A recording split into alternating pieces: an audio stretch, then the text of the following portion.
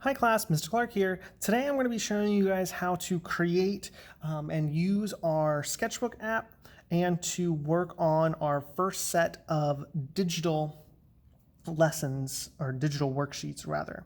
So the first thing that you're going to need to do is to come into Canvas and go to My Class. Then you'll come down here to go to Modules and go to our very first one, Drawing Basics, Value and Color. If you click on our page 1 of the worksheet, that's the first thing that we're going to work on, and it'll bring up the worksheet here.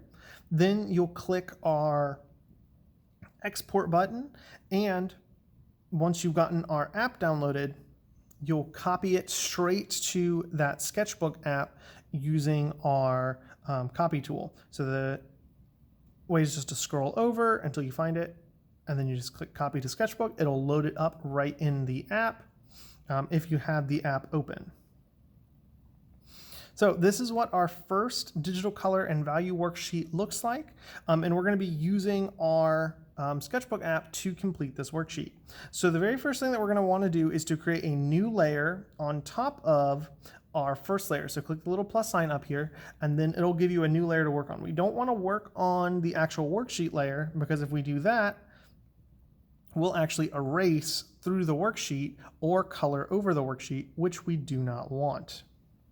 So we want to make a new layer, and we're going to be working on this layer pretty much the whole time. So zoom in to our first part of our worksheet, which is talking about solid, cell, or toon shading. The first thing that we're going to want to use is our fountain brush pen tool, which looks like an old-timey pen. And we are going to want to make sure the opacity is all the way up to 100, and we have a, relatively medium size, maybe about 10. What we want to do is go all the way from white, 1, to full black, 9, in our value scale. Solid, cell, and toon shading is just a matter of going step by step from one color to the next. So pick any color you like. I've chose green on my first worksheet, so maybe I will do red for this one. So just pick a color that you like, and then we're going to go straight down to black for number 9. The next thing that you're going to want to do is click our select tool and make sure it's on the box. Then zoom in and draw a box completely around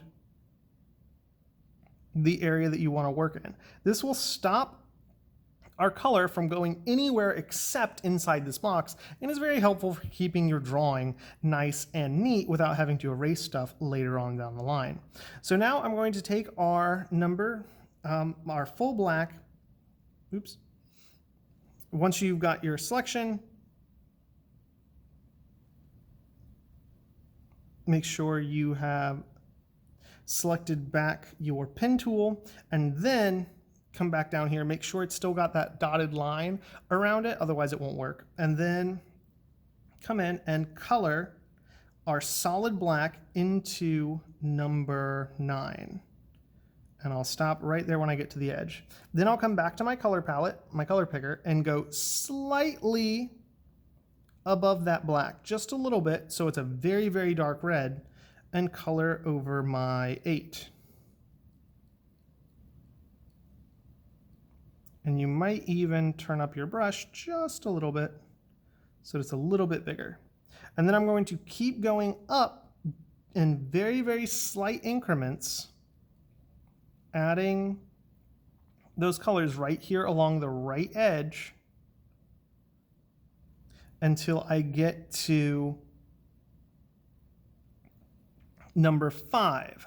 When I get to number 5, 5 is our pure red color. So that's our standard normal red without any white or black in it. Then I'll come in here and go up along my edge and start getting lighter.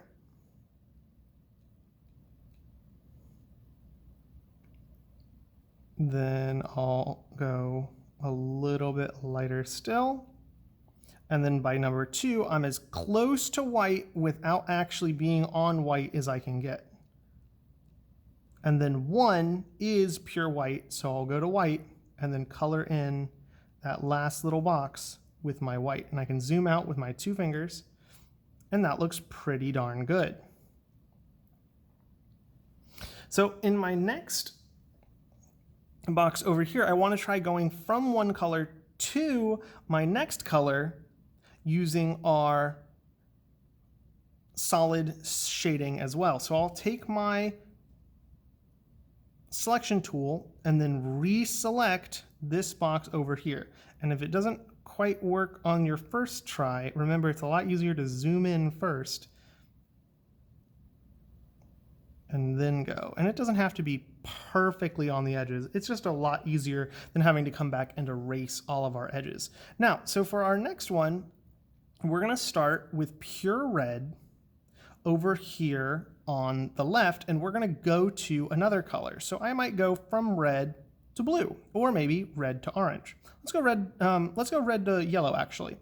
So the first thing that I'm gonna do is I'm just going to color my first section with red. Then I'm going to, instead of moving my light and dark shaders, I'm gonna go around my circle to get my next color. And then I might go a little bit farther. And as you can see, I'm already starting to get my orange pretty clearly just by going a little bit more. And each time I go over, you'll notice it becoming a little bit more yellow-orange with each of those steps. And you want to try and get about 9 steps. It doesn't have to be perfect. You can go 10 or maybe 8, but you want to try getting about 9. And I'm not really counting here. I'm just going until I get to the color that I want. So that was 1, 2, 3, 4, 5, 6, 7, 8. So I only did 8. Doesn't have to be perfect, but you see how I have a nice transition from my red to my yellow. All right, the next style of shading that we're going to be doing is with our airbrush. So this tool is over here on the side. It's our airbrush flow, our flow airbrush. And I'm going to select my red again because I want to go, I'm going to do my same design. I'm going to go from light to dark. And the thing is, we still want to make sure we've got our selection tool. So come and reselect that area, and if it's kind of wonky, you probably have rotated your page a little bit. So just rotate your page back so that the angle is 0. You'll see it down there, it says angle 0. So that way when you're dragging your selection tool, you get a perfect box, which was very, very helpful. Now the airbrush tool is really nice and it's very, very gradual, which is great. And it's we're going to be going a very similar way of starting with black and working to white. So the first thing that we're going to do is we're going to start once again with our pure black and our airbrush tool, and you want it to be relatively large. So probably 60-ish, maybe even a little bit bigger. And you'll immediately notice how light and fuzzy the edge of my line is. So it's the same kind of start where I'll come in here and add my colors, each time working a little bit lighter as I go through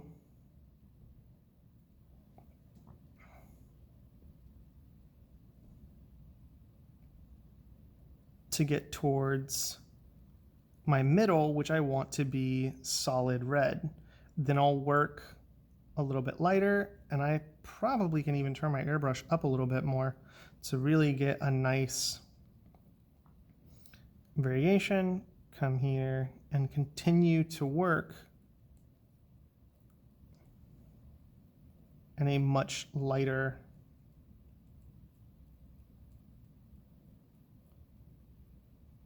color, and then finally go to my almost white.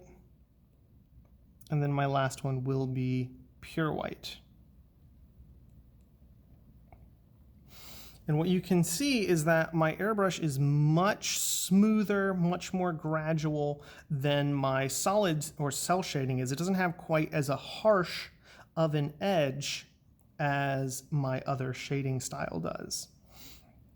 Now, to do our one color to the next, it's very, very similar to how we did last time. So start with our selection tool, box in the area that we want to work on, so that way we don't have to worry about erasing or coloring in outside of our lines.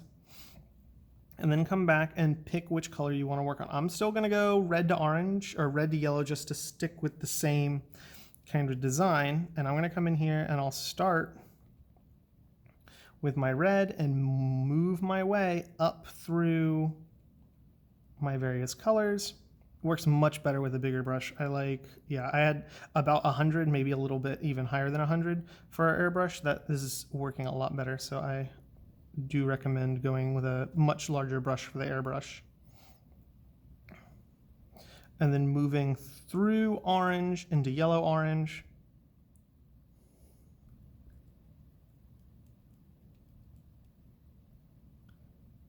And as you can see, it's a much more gradual shading, much smoother than my cell shading, which is more blocky. Now, our next style of shading is called opacity shading, or some people call it glaze shading. And this is a really, really cool way of shading, in that we're going to go back to our fountain pen, switch over back to red, make sure to get our selection tool in the right spot. So make sure to get our selection tool and then draw the box around where you want to be working. And then the first step with our glaze shading is to move our opacity down to about 20%. And that's going to be the first thing that we want to do. And when we have our opacity down, what that is going to allow us to do is to layer these colors multiple times over each other to get our shaded effect. So if I color over my whole design, it starts off with only 20% of that red color. And then I come back and I go over it again. And this is about 40% of my red color. And each time that I layer over or I lift up my stylus and press it back down, I'm going to be getting a slightly darker red, adding more opacity down than I had. So once I get almost to the middle where I'm at full 100% opacity, I'll switch over to my black and then start adding in my darks. And it's a very easy, quick way to fade with only using those two colors. All I had was red and black. I didn't have to manually go and add my other colors, which can work quite well for getting our light to our dark. Now, when using opacity to go from one color to another, it's very, very similar. Starting back with our red and moving our selection tool, we want to select our next box, and then we'll use this to start out same way as we did before. Oops. So we start out the same, and see if you accidentally mess up, you need to go back because you haven't gone over the same way, and it'll layer and add that extra color that you might not have wanted. So the next thing that you're going to want to do is make sure that whatever your solid color is, so this would only be 20%, but since we want to go from our solid color to our next color, it's better to start at 100 and put that over your entire area that you want, and then add your next color over top of it. So I'll turn back down to about 20. And since I want to go ultimately to yellow, I might do a little bit with orange first and then come to yellow. We can't go straight from red to yellow without it looking a little funky, but we can get pretty close. So it's pretty hard to see my direct orange on top of there, but it is adding a little bit of an orange tint to that area. But remember, it's only 20% of an orange layer, so it's going to take me a few layers before it's super visible to see. As you can see, it's starting to show up here towards the middle as I'm adding more to it. With red to orange, it's a little bit harder, and you can really start to see it now that I've gotten about halfway, since that very first part was so little of our actual color. So you can see that it's starting to go from red to orange much more gradually now. Now I want to switch over and start with my yellow, and I'll start adding in my yellow. And you see that's much more dramatic as I'm adding in my yellow over my orange and over my red. So as I add in my yellow, it becomes much more distinct very, very quickly that I've changed in this color. And that lets me go all the way from red to orange using opacity. Most of these techniques can kind of be used interchangeably. There's not a right or a wrong way to do any of these. It's whichever you find easiest. Now, the last way that I'm going to show you guys how to do shading is actually the absolute easiest way to do our shading, and it's one of the fastest as well. And the only downside is that it only really works for large, big chunks of area or areas that you can kind of block in like we're doing here. This won't work for tiny, tiny little details or tiny transitions. That's what you'll use the other techniques for. But if you want a very quick, very easy background, what you'll want to do is go to our fill tool up here and go to our linear fill, which is the second option, not our solid fill, which is the first option, or the radial fill, which is the third option. And then we want to just tap here and it will go from one color to the next. So the crazy part is what I can do is just put this side on white, add a new color in here, have that one I want to be solid red, and then add my third color to be solid black. And I already have a pretty good gradation from red to white all in one go.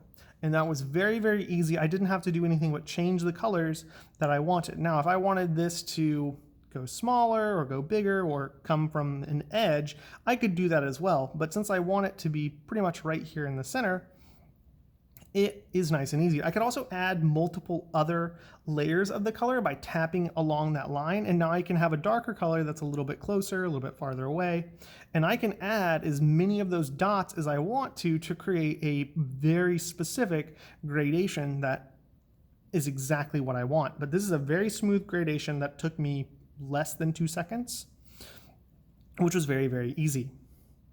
So the next thing that we're going to do is go from one color to another using our gradient fill, which is almost as easy as our other one. So same kind of deal. We start with our selection tool and select the area that we want to work in. See, I'm a little bit off. I think my angle's a little bit off. So I'll just unselect and then reselect my area. That's fine. If you're a little bit high, as long as you're not super out of the way, it won't really matter. Go back to my fill tool and it'll automatically put in the other fill that I had just been using, so I won't have to worry about my colors. But this time I want to change my colors from white to red to black to red to yellow. So I'll go from red and I'll set my yellow over here. The trouble is it remembers those other colors. So now I just need to either remove them by just yanking up, and it will automatically go from that one color to the next. And I can add in more dots, and those are the new colors that are more in line with the two that I had. You can't remove these bottom two dots, but you can remove our others by just yanking them off that line or tapping them to add more. It makes it very, very nice, very, very easy. All right, and once you have finished that, you are finished with our first worksheet. So how to turn that in, you'll go to our little 3 lines with our dots. You'll go to Share, and then you'll go to Save Image right here. Once it's saved, we'll return back to Canvas, and you'll submit it by going back to our assignment, and then you'll have a little submit button right here that you can click and go submit and turn in that picture that we just finished. All right, that's all for this video, and I hope to see you guys in the next one.